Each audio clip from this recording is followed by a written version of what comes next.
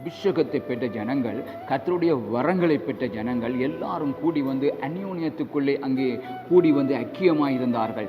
சபையிலே அனுதினமும் கூடி வந்தார்கள். அனுதினமும் என்ன செய்தார்கள்? தரித்திருந்தார்கள்.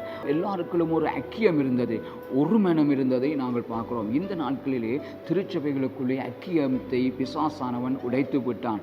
திருச்சபைக்குள்ளே அந்யோன்யத்தை உடைத்து விட்டான். ஆகவே திருச்சபைக்கும் ஊழியர்களுக்கும் ஐக்கியம் இல்லை. ஆகவே அங்கே குடும்பங்களுக்குள்ளே கணவன் மனைவிக்குள்ளே ஐக்கியம் இல்லை. சகோதரர்கள் சகோதரர்களுக்குள்ளே ஐக்கியம் இல்லை.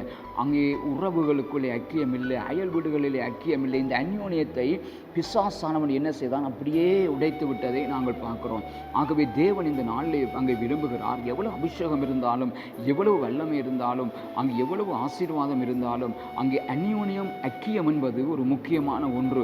ஆகவே இது இல்லாமல் ஒன்றுமே செய்ய முடியாது.